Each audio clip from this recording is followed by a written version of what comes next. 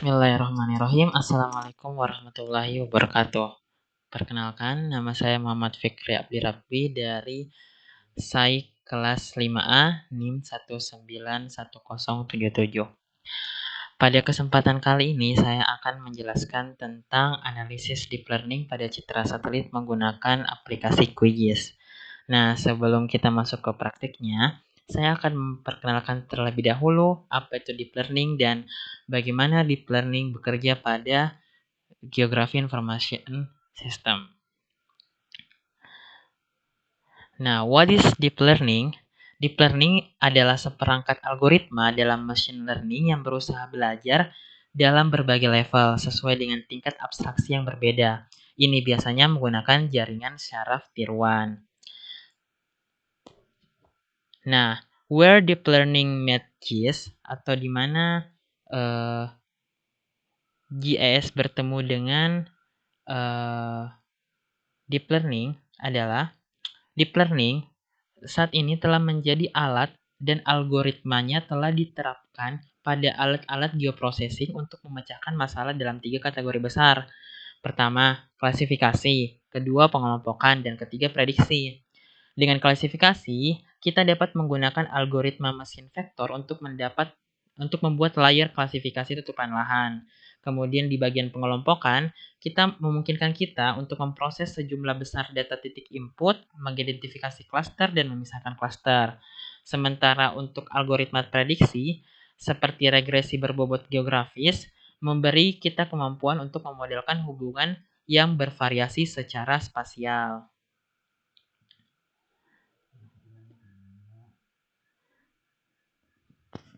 Nah, di salah satu penerapan deep learning pada GIS adalah pada QGIS. Nah, di QGIS ada deep learning plugin, salah satunya adalah Mapflow. Mapflow ini menyediakan model artificial intelligence untuk ekstraksi fitur otomatis dari citra satelit. Nah, pada plugin ini kita akan memilih base map untuk citra satelit, atau bisa kita mengunggah geotiff, file geotiff citra satelit milik kita sendiri. Kemudian memilih jenis fitur yang akan kita ekstrak dan bidang minat dari apa yang kita ekstrak, dan kemudian akan artificial intelligence akan melakukan sisanya. Nah, saat ini QGIS dapat mengekstrak bangunan, kemudian hutan, jalan, dan lokasi konstruksi. Nah, mungkin itu sedikit pengantar sebelum kita masuk ke videonya. Nah, sekarang kita masuk ke penerapan QGIS Deep Learning Plugins dengan menggunakan Mapflow. Check it out. Baik, sekarang kita masuk ke bagian ke bagian penerapan dari Deep Learning pada QGIS. Baik, kita akan mulai. Pertama kita buka dulu aplikasi QGIS-nya. Kemudian kita akan melakukan add data citra yang akan kita gunakan pada praktik kali ini. Di sini saya menggunakan data citra yang sudah diklik dari kota Manado. Nah, selanjutnya kita akan melakukan install plugin, klik menu manage and plugin, dan kemudian pada bagian search ketik Mapflow. Nah, kemudian setelah itu klik Mapflow dan install pluginnya. Nah, setelah plugin terinstall, tunggu beberapa saat sampai benar-benar instalisasi dari pluginnya selesai. Nah, selanjutnya buka Mapflow-nya, tapi terlebih dahulu teman-teman harus memiliki akun Mapflow. Nah, di sini saya akan menjelaskan juga bagaimana cara untuk membuat akun Mapflow. Nah, pertama buka di browser website dari mapflow.eu, kemudian login, bisa langsung menggunakan Gmail. Silahkan teman-teman tulis Gmailnya apa, kemudian masukkan sandinya, dan kemudian selanjutnya teman-teman akan langsung login ke akun Mapflow-nya. Nah, ini kita sudah masuk ke dalam akun Maveflow-nya, kemudian klik setting, dan kemudian klik reset API token untuk mendapatkan token yang tadi diminta di plugin Maveflow-nya.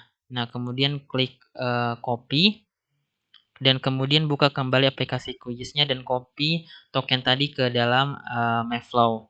Setelah itu kemudian login. Nah, pada bagian ini kita akan menentukan apa yang akan kita ekstraksi. Nah, pertama kita akan mencoba mengekstraksi bangunan. Pertama kita tulis namanya, kemudian untuk Maveflow modelnya pilih buildings detection, dan imagery source-nya ya kita gunakan tadi data clip dari kota Manado. Nah, setelah itu atur tempat penyimpanannya atau output directory-nya. Nah, silahkan teman-teman bisa menyimpan filenya di mana teman-teman simpan, dan kemudian kembali ke bagian processing dan klik start processing dan tunggu beberapa saat. Memang prosesnya agak lama ya untuk ekstraksi dari tiap datanya.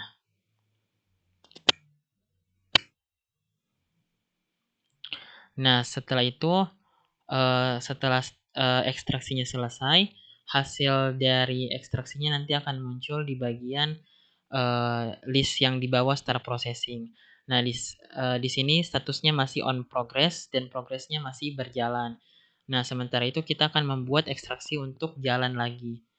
Tulis name-nya jalan underscore sebelum, kemudian untuk Maveflow modelnya pilih road detection, imagery source-nya sama, kemudian tempat penyimpanannya juga sama, dan klik kembali start processing dan tunggu beberapa saat. Di sini untuk jalan karena datanya yang sangat banyak, jadi mungkin prosesnya lebih lama dari bangunan tadi.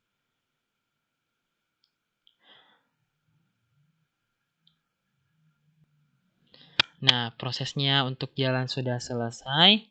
Nah, nanti hasil dari ekstraksi jalan tadi akan muncul di bawah field bangunan ini. Nah, ini sudah muncul ya dua-duanya, dan sudah progresnya juga sudah 100% berjalan. Nah, kita akan mencoba melihat hasilnya. Untuk melihat hasilnya, teman-teman silahkan klik saja di field name bangunannya, dan kemudian akan muncul hasil ekstraksinya. Nah, di sini kita bisa lihat ya hasil dari ekstraksi data bangunan. Nah, kemudian kita coba untuk melihat hasil ekstraksi data jalan. Sama seperti tadi bangunan, teman-teman bisa langsung klik ekstraksi data jalan, dan kemudian akan muncul hasilnya. Jadi ini merupakan hasil identifikasi dari deep learning di QGIS yang mana merupakan jalan dalam citra yang tadi kita panggil ya. Nah, ini merupakan datanya untuk dua-duanya ya, yang bangunan sama yang jalan. Nah, di sini kita bisa lihat jumlah bangunan. Nah, kemudian kita akan ekspor datanya menjadi SHP, kemudian ditentukan file hasilnya, file untuk tempat penyimpanan selanjutnya. Teman-teman juga bisa taruh di file penyimpanan teman-teman, ditulis file name-nya. Di sini saya menggunakan file name bangunan. Kemudian setelah itu teman-teman bisa klik save dan kemudian langsung klik OK. Nah, ini data bangunannya sudah dalam bentuk SHP. Nah, selanjutnya kita akan mencoba mengklasifikasikan lagi SHP bangunan yang sudah tadi di-convert dari hasil ekstraksi bangunan. Nah, pertama buka simbologi, kemudian pilih categorize, dan untuk value-nya teman-teman bisa menggunakan class ID. Nah, setelah itu langsung klik classify. Nah, setelah itu teman-teman bisa kita coba cek yang lainnya ya. Coba di save type. Kita akan lihat klasifikasi untuk save type seperti apa. Nah, ini ya ada yang bentuknya circle, grid, OSM, dan rectangle. Tapi kita coba gunakan yang class ID pada kesempatan kali ini. Kita classify lagi dan kemudian kita hapus yang all of order. Nah, di delete, kemudian klik OK. Nah, ini merupakan hasil klasifikasi kelas dari bangunan-bangunan tadi yang 101, 102, 103, dan 105. Nah, begitu pula untuk jalan kita coba ekspor lagi ke dalam data SHP, sama kita tentukan folder penyimpanannya dan atur file name-nya.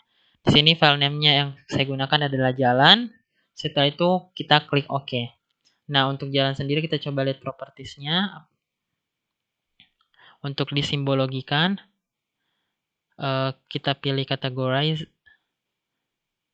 Oke, mungkin kalau jalan tidak perlu kita simbologi lagi ya, karena sudah apa namanya, data fieldnya cuma ada satu, cuma ID dan tidak terpotong-potong juga, semua dalam kategori yang sama. Nah, kita coba hilangkan base map tadi citranya. Ini merupakan hasil ekstraksinya ya. Jadi setelah citranya tadi dihilangkan, hasil ekstraksinya tetap ada dalam bentuk SHP. Nah, ini adalah data SHP-nya ya, yang benar-benar SHP-nya yang sudah diklasifikasikan juga. Nah, kita coba untuk membandingkan dengan citra lain hasil ekstraksi ini. Kita coba add raster, kemudian kita pilih data citra Manado secara keseluruhan yang tidak diklip. Kita lihat apakah hasil ekstraksinya bisa cocok dengan citra Manado secara keseluruhan. Nah, kita coba turunkan data Manadonya. Nah, ini teman-teman bisa lihat, kita zoom to layar dulu.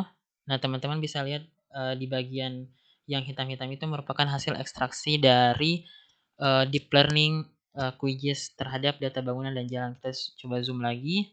Nah, ini masih sama ya, posisinya tidak berubah walaupun citranya berbeda.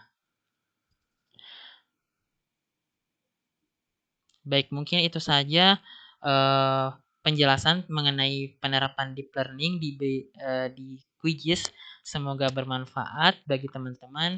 Terima kasih. Saya Muhammad Fikri Abdirabi pamit undur diri. Sekian. Assalamualaikum warahmatullahi wabarakatuh.